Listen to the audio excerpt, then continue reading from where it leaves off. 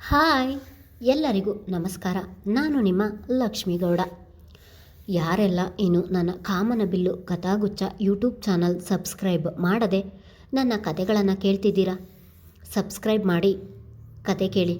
ಹಾಗೆ ನನ್ನ ಕತೆ ನಿಮ್ಮೆಲ್ಲರಿಗೂ ಇಷ್ಟ ಆದರೆ ಕಮೆಂಟ್ ಮಾಡಿ, ಶೇರ್ ಮಾಡಿ. ಜಾನಕಿ ರಾಮಕಥೆಯ ಮುಂದುವರೆದ ಸಂಚಿಕೆ. ಕಾರಿನಿಂದ ಮೊದಲು ಇಳಿದವರ ಮುಖ ಗುರುತು ಇಲ್ಲದಿದ್ದರೂ 30 ವರ್ಷದ ಆಸುಪಾಸಿನ ದೃಢಕಾಯದ ಮನುಷ್ಯ ಮುಖದಲ್ಲಿ ದೈವಿ ಕಳೆ ಎದ್ದು ಕಾಣುತ್ತಿತ್ತು. ಇಸ್ತ್ರಿ ಮಾಡಿದ ಬಟ್ಟೆಯಲ್ಲಿ ಬಹಳವೇ ಸುಂದರವಾಗಿ ಕಾಣುತ್ತಿದ್ದರು. ನಂತರ ಇಳಿದವರನ್ನು ನೋಡಿ ಕ್ಷಣ ಸ್ತಬ್ಧವಾದಳು. ಕತ್ತರಿ ಕಾಣದ ತಲೆಕೂದಲು, ಟ್ರಿಮ್ ಕಾಣದ ಗಡ್ಡ. ಅವರು ದೂರದಿಂದ ಕಾಣುತ್ತಿರುವುದರಿಂದ ಮುಖ ಅಷ್ಟು ಗುರುತು ಕಾಣದೆ ಕಂಗಾಲಾದಳು. ಆದರೆ ದೇಹದ ಆಕೃತಿ ನೋಡಿದವಳಿಗೆ ಹೌದು ಅವನೇ ಎಂದು ಉಸಿರಿದವಳ ಎದೆ ಬಡಿತ ಜೋರಾಗಿ ಹೊಡೆದುಕೊಳ್ಳಲು ಶುರು ಮಾಡಿ ಒಡನೆಯೇ ಕೆಳಗೆ ಓಡಿ ಬಂದಿದ್ದಳು. ಕೆಳಗಡೆ ಒಂದೇ ಉಸಿರಿಗೆ ಓಡಿ ಬಂದವಳಿಗೆ ಕರೆಗಂಟೆಯ ಶಬ್ದವಾದಾಗ ಹೋಗಿ ಬಾಗಿಲು ತೆರೆಯುವಷ್ಟು ಧೈರ್ಯ ಅವಳಲ್ಲಿ ಇರಲಿಲ್ಲ. ಅವಳು ಇಳಿದು ಬಂದ ಮೆಟ್ಟಿಲ ಕಂಬಿಯನ್ನು ಹಿಡಿದು ಹಾಗೆಯೇ ನಿಂತಳು.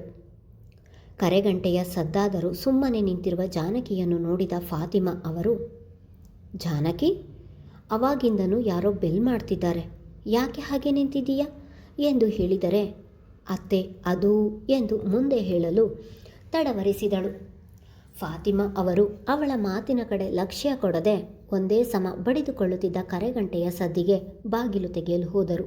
ಅಲ್ಲಿ ಫಾತಿಮಾ ಅವರು ಬಾಗಿಲು ತೆಗೆಯಲು ಹೋದರೆ ಇಲ್ಲಿ ಜಾನಕಿಯ ಹೃದಯ ಜೋರಾಗಿ ಬಡಿದುಕೊಳ್ಳುತ್ತಿತ್ತು. ಜಾನಕಿ, ಯಾರು ಅದು ಅಷ್ಟು ಜೋರಾಗಿ ಬೆಲ್ ಮಾಡುತ್ತಿರುವುದು ಎಂದು ಹೇಳುತ್ತಲೇ ಅಲ್ಲಿಗೆ ನಗ್ಮಾ ಅವರು ಕೂಡ ಬಂದಿದ್ದರು. ಆದರೆ ಜಾನಕಿಗೆ ನಗ್ಮಾ ಅವರ ಮಾತಿನ ಮೇಲೆ ಅರಿವಿಲ್ಲದೆ ಬಾಗಿಲೆಡೆಗೆ ನೋಡುತ್ತಾ ನಿಂತಳು. ಬಾಗಿಲು ತೆರೆದ ಫಾತಿಮಾ ಅವರಿಗೆ ತಮ್ಮ ಕಣ್ಣನ್ನು ತಾವೇ ನಂಬಲು ಅಸಾಧ್ಯವಾಗಿತ್ತು. ಹೌದು, ಅಲ್ಲಿ ನಿಂತಿದ್ದು ಬೇರೆ ಯಾರೂ ಅಲ್ಲ, ಅವರ ಕರುಳ ಕುಡಿ ಸತ್ತು ಹೋಗಿದ್ದಾನೆ ಎಂದು ತಿಳಿದಿದ್ದ ಅದೇ ಮಗ. ಕೆದರಿದ ಕೂದಲು, ಟ್ರಿಮ್ ಕಾಣದೆ ಅಡ್ಡಾದಿಡ್ಡಿಯಾಗಿ ಬೆಳೆದಿರುವ ಗಡ್ಡ, ಸೋತು ಬೆಳಕಲಾಗಿರುವ ದೇಹ ಎಲ್ಲವನ್ನು ನೋಡಿದರೂ ಸಹ ಹೆತ್ತ ಕರುಳಿಗೆ ಇವನು ನನ್ನ ಮಗ ಎಂದು ಬಹುಬೇಗನೆ ತಿಳಿದು ಹೋಗಿತ್ತು. ಮಹಾನ್! ಇಡೀ ಮನೆಗೆ ಕೇಳುವ ಹಾಗೆ ಕೂಗಿದವರ ಕಣ್ಣುಗಳು ಕಪ್ಪಿಟ್ಟಂತಾಗಿ ಪ್ರಜ್ಞೆ ತಪ್ಪಿ ಇನ್ನೇನು ಬೀಳಲು ವಾಲುತ್ತಿದ್ದವರನ್ನು ಮಾಮ್ ಎಂದು ಅವರ ಭುಜ ಬಳಸಿ ಹಿಡಿದಿದ್ದನು. ಮಹಾನ್, ನೀನು ಬದುಕಿದ್ದೀಯಾ? ನಿಜವಾಗಿಯೂ ನೀನು ಇಲ್ಲಿ ಬಂದಿದ್ದೀಯಾ? ನೀನು ನಮ್ಮ ಮಹಾನನೇನಾ ಎಂದು ತುಂಬಿದ ಕಣ್ಣುಗಳಿಂದಲೇ ಆಶ್ಚರ್ಯದಲ್ಲಿ ಕೇಳಿದರು ನಗ್ಮಾ ಅವರು. ಅವರ ಮಾತಿಗೆ ಚಿಕ್ಕಿ ಎಂದನು. ಚಿಕ್ಕಿ ಎನ್ನುವ ಒಂದು ಪದ ಸಾಕಿತ್ತು ಅವರಿಗೆ. ತಾಯಿಯನ್ನು ಬಳಸಿ ಹಿಡಿದಿದ್ದವನನ್ನೇ ಜೋರಾಗಿ ತಬ್ಬಿ ಅಳಲು ಶುರು ಮಾಡಿದರು. ಜಾನಕಿ ಮಾತ್ರ ನಿಲ್ಲಲು ಆಗದೆ ಮೆಟ್ಟಿಲ ಅದೇ ಕಂಬಿಯನ್ನು ಬಿಗಿಯಾಗಿ ಹಿಡಿದು ಆ ಜಾಗದಿಂದ ಕದಲದೆ ಅದೇ ಜಾಗದಲ್ಲಿ ಕಲ್ಲಾಗಿ ನಿಂತಿದ್ದಳು. ಆಗಲೇ ಅವಳ ಎದೆಯಲ್ಲಿ ಅಲೆಗಳ ಬೋರ್ಗರೆತ ಶುರುವಾಗಿತ್ತು. ಸತ್ತು ಹೋಗಿದ್ದಾನೆ ಎಂದು ತಿಳಿದ ಗಂಡ ಬದುಕಿ ಬಂದಿದ್ದಾನೆ. ಅವನನ್ನು ನೋಡಿದವಳಿಗೆ ಹೇಗೆ ಪ್ರತಿಕ್ರಿಯೆ ನೀಡಬೇಕು ಎಂದು ತಿಳಿಯದೆ ಮೌನವಾಗಿ ಉಳಿದಳು. ಚಿಕ್ಕಿ, ಮೊದಲು ಒಳಗೆ ಹೋಗೋಣ ಬನ್ನಿ ಎಂದು ಅವರ ಬೆನ್ನು ದಡವಿ ಹೇಳಿ ತನ್ನ ತಾಯಿಯನ್ನು ತೋಳಿನಲ್ಲಿಯೇ ಎತ್ತಿಕೊಂಡು ಸೋಫಾ ಮೇಲೆ ಮಲಗಿಸಿದವನು, ಚಿಕ್ಕಿ, ನೀರು ತೆಗೆದುಕೊಂಡು ಬನ್ನಿ ಎಂದನು. ನಗ್ಮಾ ಅವರು ಓಡುವ ನಡಿಗೆಯಲ್ಲಿ ಅಡುಗೆ ಮನೆಗೆ ಹೋಗಿ ನೀರು ತಂದು ಕೊಟ್ಟಿದ್ದರು. ತನ್ನ ತಾಯಿಯ ಮುಖಕ್ಕೆ ನೀರು ಚುಮುಕಿಸಿದನು. ಮುಖದ ಮೇಲೆ ನೀರು ಬಿದ್ದಾಗ ಕಣ್ಣು ಬಿಟ್ಟು ಎದ್ದು ಕುಳಿತವರು ಮಗನನ್ನು ತಬ್ಬಿ ಅಳಲು ಶುರು ಮಾಡಿದರು. ಅಷ್ಟರಲ್ಲಿ ಹೊರಗೆ ಹೋಗಿದ್ದ ಅಬ್ದುಲ್ ಹಾಗೂ ರಫೀಕ್ ಇಬ್ಬರು ಹೊರಗೆ ನಿಂತಿದ್ದ ಕಾರು ನೋಡಿಕೊಂಡು ಯಾರ ಕಾರು ಇದು ಎಂದುಕೊಳ್ಳುತ್ತಲೇ ಒಳಗೆ ಬಂದರೆ ಅಲ್ಲಿ ತಾಯಿಯನ್ನು ತಬ್ಬಿ ನಿಂತಿರುವ ಮಗ ಕಂಡಿದ್ದನು. ಮಹಾನ್ ಕಷ್ಟದಲ್ಲಿಯೇ ಉಸಿರಿದ್ದರು ಅಬ್ದುಲ್ ಅವರು. ಬಾಗಿಲ ಬಳಿ ನಿಂತಿದ್ದ ತಂದೆಯನ್ನು ನೋಡಿದವನು ಒಡನೆ ಓಡಿ ಹೋಗಿ ಡ್ಯಾಡ್ ಎಂದು ಅವರನ್ನು ತಬ್ಬಿದನು. ಕೋಣೆಯಲ್ಲಿದ್ದ ದಾನಿಯ ಹೊರಗಿನ ಗದ್ದಲ ಕೇಳಿ ಹೊರಗೆ ಬಂದ ತಕ್ಷಣ ಅಣ್ಣ ಎಂದು ಚೀರಿದಳು. ತಂಗಿಯ ಧ್ವನಿಗೆ ತಂದೆಯನ್ನು ಬಿಟ್ಟು ನಿಂತವನನ್ನು ಓಡಿ ಬಂದು ಅಳುತ್ತಲೇ ಅವನಿಗೆ ಜೋತು ಬಿದ್ದಿದ್ದಳು ದಾನಿಯ. ಮಹಾನ್, ನಾವೆಲ್ಲ ನೀನು ಸತ್ತು ಹೋಗಿದ್ದೀಯಾ ಎಂದು ತಿಳಿದಿದ್ದು. ನಿಜವಾಗಿಯೂ ನೀನು ಬದುಕಿ ಬಂದಿದ್ದೀಯಾ? ಇಷ್ಟು ದಿನ ಎಲ್ಲಿದ್ದೆ? ಇಷ್ಟು ದಿನ ಯಾಕೆ ಬರಲಿಲ್ಲ ಎಂದು ರಫೀಕ್ ಅವರು ಒಂದೇ ಸಮ ಪ್ರಶ್ನೆ ಕೇಳುತ್ತಿದ್ದರು.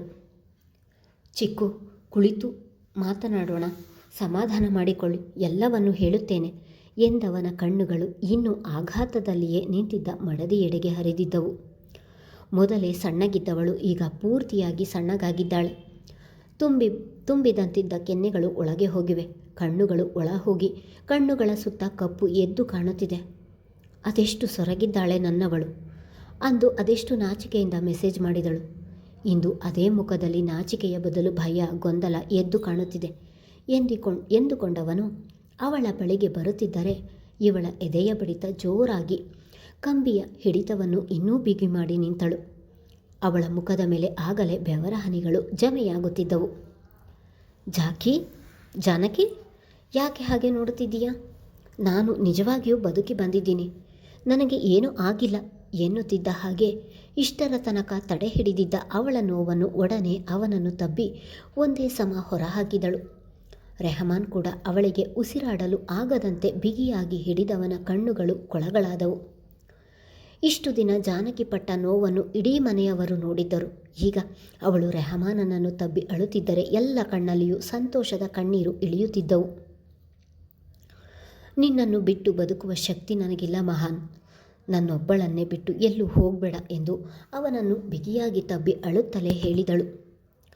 ನನಗೂ ಕೂಡ ನಿನ್ನನ್ನು ಬಿಟ್ಟು ಬದುಕಲು ಆಗುವುದಿಲ್ಲ ಜಾನಕಿ.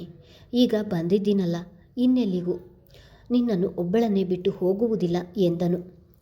ರೆಹಮಾನನ ಜೊತೆ ಬಂದ ವ್ಯಕ್ತಿಗೆ ತನ್ನಿಂದ ಒಂದು ಸಂಸಾರ ಖುಷಿಯಾಗಿ ಉಳಿಯಿತು ಎಂದುಕೊಂಡವರ ಕಣ್ಣುಗಳು ಕೂಡ ತುಂಬಿದವು. ಅವನನ್ನು ಇಲ್ಲಿಗೆ ಕರೆದುಕೊಂಡು ಬಂದವರನ್ನು ನೆನೆದವನು ಜಾನಕಿಯಿಂದ ಹಿಂದೆ ಸರಿದು ಅವಳ ಕಣ್ಣೀರನ್ನು ಒರೆಸಿ ಬಾ ಎಂದು ಅವಳ ಭುಜ ಬಳಸಿ ಮುಂದೆ ಕರೆದುಕೊಂಡು ಬಂದವನು ಎಲ್ಲರ ಬಳಿ ಬಂದು ನಿಂತನು. ಮಹಾನ್, ಆವತ್ತು ನೀನು ಫ್ಲೈಟ್ ಹತ್ತಲಿಲ್ಲವಾ? ಮತ್ತೆ ಇಷ್ಟು ದಿನ ಎಲ್ಲಿ ಹೋಗಿದ್ದೆ? ನೀನು ಇಲ್ಲ ಎಂದು ಮನೆಯಲ್ಲಿ ನಾವೆಲ್ಲ ಎಷ್ಟು ನೋವು ಪಟ್ಟಿದ್ದೇವೆ.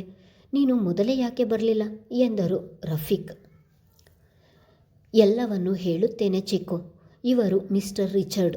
ನಾನು ಇವತ್ತು ಇಲ್ಲಿ ಬದುಕಿದ್ದೀನಿ ಎಂದರೆ ಅದಕ್ಕೆ ಕಾರಣ ಇವರೇ ಎಂದು ಕುಳಿತಿರುವವರ ಕಡೆ ನೋಡುತ್ತಾ ಹೇಳಿದನು.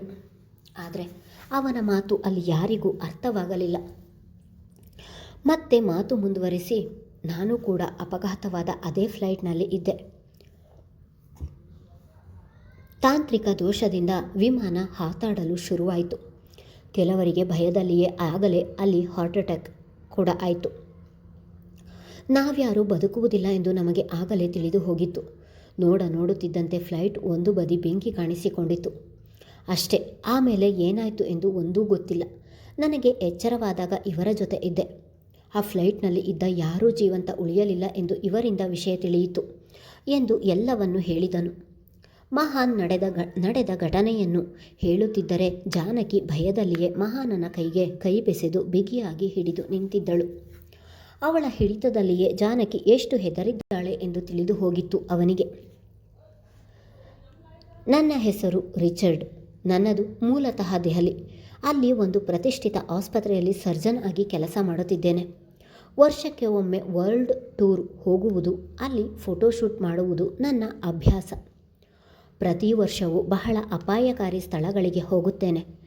ಚಂದದ ನಿಸರ್ಗ ಹಾಗೂ ಪ್ರಾಣಿ ಪಕ್ಷಿಗಳ ಫೋಟೋ, ಆದಿವಾಸಿಗಳ ಫೋಟೋ, ಕಾಡು ಜನರ ಫೋಟೋ, ಹೀಗೆ ಎಲ್ಲ ಫೋಟೋ ತೆಗೆದು ಅವರಿಗೆ ನನ್ನ ಕೈಲಾದಷ್ಟು ಸಹಾಯ ಮಾಡಿ ಬರ್ತೀನಿ.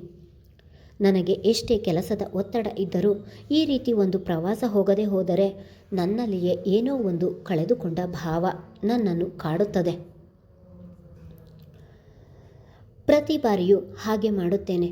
ಈ ಬಾರಿ ಕೂಡ ಪ್ರವಾಸಕ್ಕೆಂದು ಹೋದಾಗ ಒಂದು ಕಾಡಿನ ಪೊದೆಗಳ ಮಧ್ಯ ಇವರು ಬಿದ್ದಿದ್ದರು. ಕೈ ಕಾಲಿಗೆಲ್ಲ ಅಲ್ಲಲ್ಲಿ ತರಚಿ ಗಾಯಗಳಾಗಿ ರಕ್ತ ಬಂದು ಅದು ಅಲ್ಲಿಯೇ ಒಣಗಿತ್ತು. ದೂರದಲ್ಲಿ ನೋಡಿದ ನಮಗೆ ಈ ಮನುಷ್ಯ ಬದುಕಿಲ್ಲ, ಸತ್ತಿದ್ದಾರೆ ಎಂದು ನಾನು ಹಾಗೂ ನನ್ನ ಸಹಾಯಕ ಹೆದರಿಕೆಯಿಂದಲೇ ಇವರ ಬಳಿಗೆ ಹೋದಾಗ ಇವರು ಉಸಿರಾಡುವುದು ಅರಿವಾದಾಗ ಎದೆ ಬಡಿತವನ್ನು ಪರೀಕ್ಷಿಸಿದರೆ ಇನ್ನೂ ಜೀವಂತವಾಗಿದ್ದರು. ನಾವು ತಕ್ಷಣಕ್ಕೆ ಅಲ್ಲಿಯೇ ಹತ್ತಿರದಲ್ಲಿದ್ದ ಒಂದು ಆಸ್ಪತ್ರೆಗೆ ಕರೆದುಕೊಂಡು ಹೋದೆವು. ಜೀವ ಇತ್ತು, ಉಸಿರಾಡುತ್ತಿದ್ದರು, ಆದರೆ ಪ್ರಜ್ಞೆ ಮಾತ್ರ ಬಂದಿರಲಿಲ್ಲ. ಒಂದು ವಾರದ ನಂತರ ಒಂದು ದಿನ ರಾತ್ರಿ ಪ್ರಜ್ಞೆ ಬಂದು ಜಾನಕಿ ಎಂಬ ಹೆಸರು ಹೇಳಿ ಮತ್ತೆ ಪ್ರಜ್ಞೆ ಕಳೆದುಕೊಂಡಿದ್ದರು. ಎಂದ ತಕ್ಷಣ ಜಾನಕಿ ಕಣ್ಣಲ್ಲಿ ನೀರು ತುಂಬಿಕೊಂಡು ರೆಹಮಾನನ ಮುಖ ನೋಡಿದರೆ ಅವನ ಹಿಡಿತವನ್ನು ಬಿಗಿ ಮಾಡಿ ಕಣ್ಣಿನಲ್ಲಿ ಅವಳನ್ನು ಸಮಾಧಾನ ಮಾಡಿದನು. ಪ್ರಜ್ಞೆ ಇಲ್ಲದಾಗಲೂ ಅವರ ಅಂತರಾತ್ಮದೊಳಗೂ ನನ್ನ ಹೆಸರಿದೆ ಎಂದುಕೊಂಡವಳಿಗೆ ಒಳಗೊಳಗೆ ಹೇಳತಿರದ ಆನಂದವಾಗಿತ್ತು.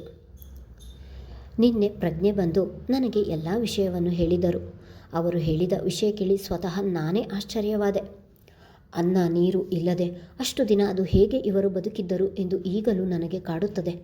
ಇವರು ಬದುಕಿರುವುದೇ ಒಂದು ಮಿರಾಕಲ್ ಎಂದರು ರಿಚರ್ಡ್.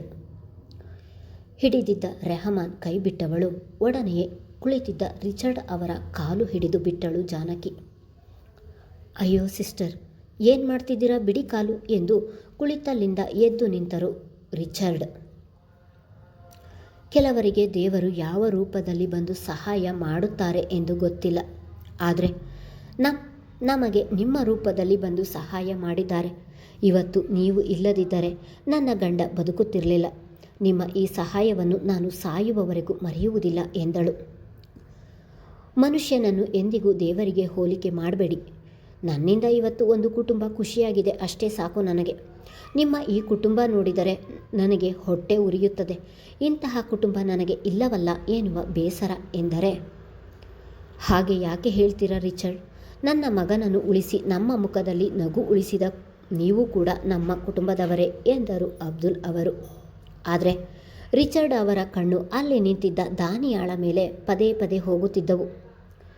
ರೆಹಮಾನ್ ಬದುಕಿರುವುದು ಎಲ್ಲರಿಗೂ ತಿಳಿದು ಎಲ್ಲರೂ ಕೂಡ ಬಹಳವೇ ಸಂತೋಷಪಟ್ಟಿದ್ದರು.